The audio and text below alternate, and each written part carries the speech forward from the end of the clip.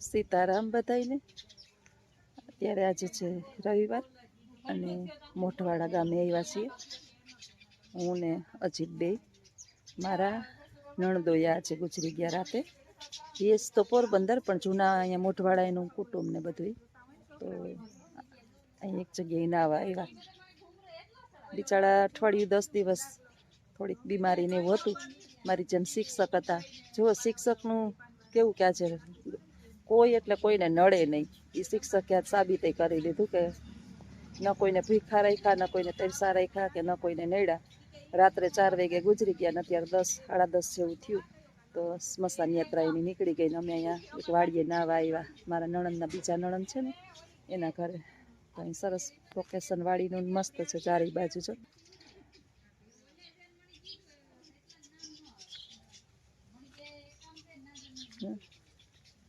મારા નણંદની દીકરી ગાડી લઈને આવી, એના ભેગા ગાડીને બેઠા આવ્યા। સવારમાં વહેલા 5 વાગ્યા નીકળી ગયા હતા, કેમ કે રાતે ગુજરી ગયા। પછી એ લોકો મોઢવાડેથી આવ્યા પોરબંદર ને પોરબંદરથી મોઢવાડે આવ્યા અને અમે ગાડીમાં મારા નણંદને દીકરીને અજીતને એના બીજા મારા નણંદને બધા આવ્યા। નિવૃત્ત તો જે છે ને બિચારાને હવે નિવૃત્તિનો સમય હતો। આપણે ઘણી વખત વિચાર આવે, શું વિચાર આવે કે આના માટે કરી લઉં, આ કામ કરી લઉં, ઓલું કામ કરી લઉં, આ કામ કરી લઉં, પછી આમ કરીશ, પછી આમ કરીશ, પછી આમ કરીશ।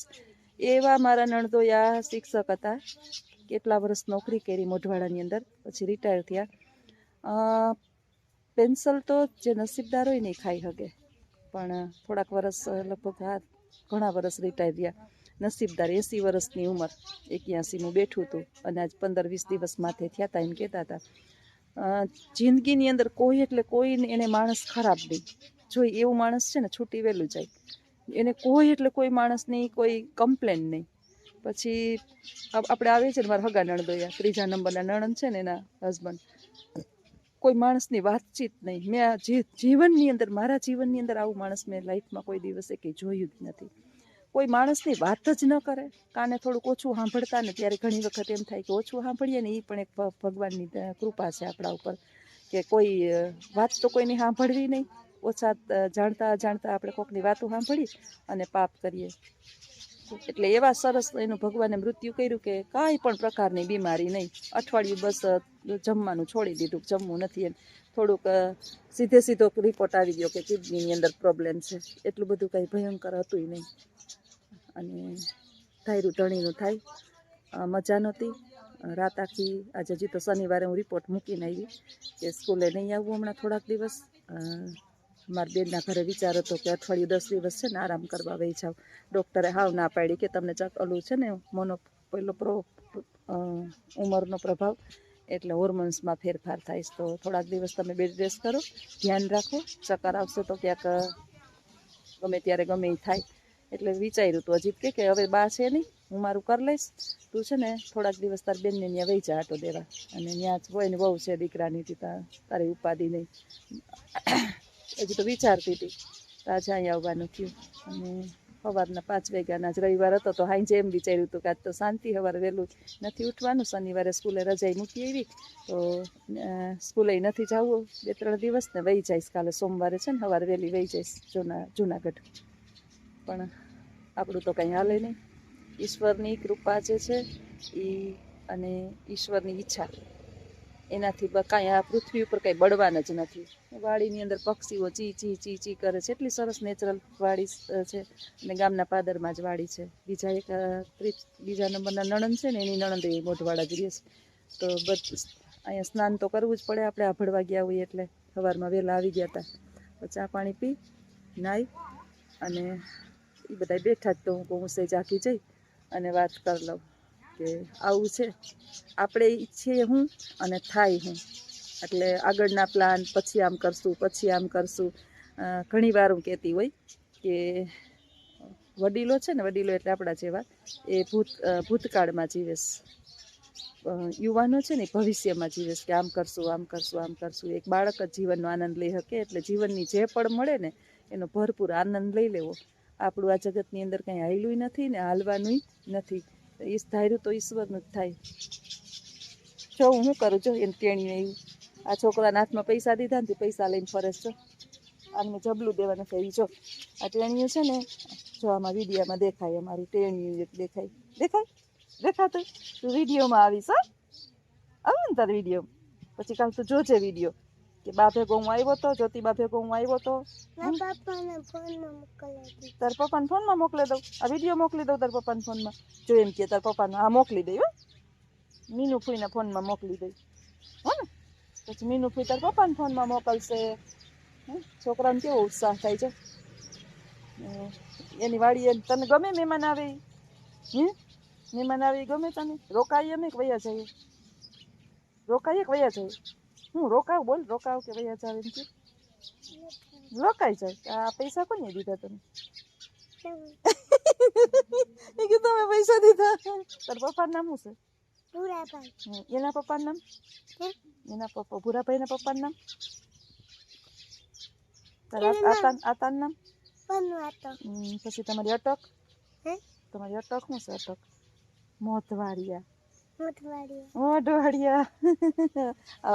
આ છે ને એ જ સાચું જીવે છે. આપણે જ બધા ખોટી ચિંતા કરીએ, અને ચિંતામાં જો કંઈ આ રીતનું આપણો ઉકેલ થઈ જાય, કાંઈ નક્કી નહીં. એટલે જે જગતમાં ઈશ્વરે જે દિવસ આવ્યો ને એને ભરપૂર માણી લઈએ.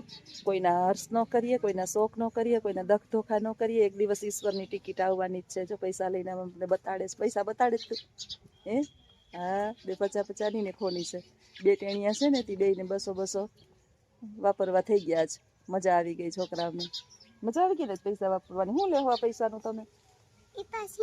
અમારે ઓચિંતા આવવાનું થયું ને તો કંઈક રમકડા કે કંઈક ભાત કે નાસ્તો કે લઈ આવત, પણ અમે ઓચિંતા સવારમાં વહેલા આવ્યા પછી કંઈ છોકરાઓને હવે લે એની રીતે. તો માણી લેજો જિંદગીની મોજ, અને જીવનમાં કોઈના દખ ધોખા, રાગ દ્વેષ, ઈર્ષા બધું છોડી અને એક દિવસ અંતે જાવું જીવડા એકલું. તો આવજો બધાય. સીતારામ. સીતારામ. ડાયા ડબરા થઈને ચા બનાવે. હો, જોશનાબેનને મદદ કરવા માંડ્યા આવે. ઓલા બી ગયા કે આ બાઈ મારી ક્યાંક સ્વર્ગવાસ થઈ જાય તો એકલો થઈ જાય, એટલે થોડું થોડું કામ કરાવતો જાવ. ચાનો ગેસ ધીમો રાખજો. ફૂલ ગેસ થોડોક ટોપડીમાં ચા હોય ને થોડોક ધીમો રખાય એટલે હરખો ઉતરે. એકલું બાઈ વિના એકલી જિંદગી જેવી હોય ને તો આ બધું આવડી જવું જોઈએ. મને તો આવડે, રાખતા આવડે. હા તો વાંધો નહીં, વહી જાવ તો. ના ભગવાન તમને નો જવરાવે ભાઈ. તારી પેલા હું ગયો. અરે તાયરું તણીનું થાય. કોઈને કોઈની પેલા જવાતુંય નથી, નવાતુંય નથી. આ દુનિયામાં બધાય માણસ છે ને એને ભયું જ જવું છે, અહીં રહેવું જ નથી કોઈને. પણ તાયરું તો ઈશ્વરનું જ થાય.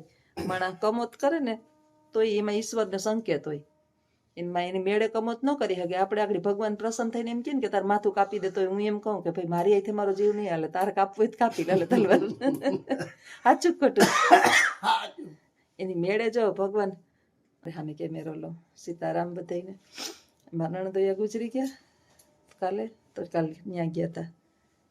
હાઈ સવારથી ગયા હતા, તે હાઈન લગી ત્યાં ગયા હતા. તો કૂતરા વાવે શેરીમાં ખખડાવા. આપણું ધાર્યું કાંઈ ન થાય. બધાને જો કમોત, ઘણાને કમોત કરવા હોય પણ જીવ ન હાલે. પછી આપને કંઈ ભગવાન એમ કે હાલ તારો હાથ કાપી દે ને, માથું કાપી દે ને, આ કાપી દે ને, આપણે લાગી જાય ને તો ભલે, આપણી રીતે આપણો જીવ ન હાલે. જોજો કાંઈ આપણી રીતે આપણો જીવ જ ન હાલે. અને જ્યારે આટલો બધો જીવ કાઢવાનું મન થાય ને તેમાં ઈશ્વરનો સંકેત હોય. બાકી એના હરીવીના પાંદડું ન હાલે. આ તો સ્વાભાવિક છે. એક દુઃખદ ઘટના અમારા પરિવારની અંદર બની ગઈ. ત્રીજા નંબરના બેન છે, એના ઘરવાળા મારા નણદોયા શિક્ષક હતા, સરકારી શિક્ષક, રિટાયર શિક્ષક, નિવૃત્ત શિક્ષક. 80 વર્ષ, આમ તો ઉંમર તો થઈ ગઈ હતી 80 વર્ષ, પણ દેહવાના દિવસો હતા ને, ભગવાને સુખ સુવિધા બધું આપ્યું હતું અને આયુષ્ય પૂરું થઈ ગયું એનું. તો કાલે આ ઘટના બની ગઈ ને. કાલ આખો દિવસ જે છે એમાં ને એમાં પસાર કર્યો. તો સવારના ગયા હતા વહેલા 6 વાગ્યાના, તે હાંજે આવ્યા એને બધી વિધિને પતાવીને. હવે બસ 11 દિવસ સુધી હાલશે આવક જાવક ને. એટલે પાછા ઉઠી ગયા વહેલા. બસ ભગવાન એના દિવ્ય આત્માને શાંતિ આપે.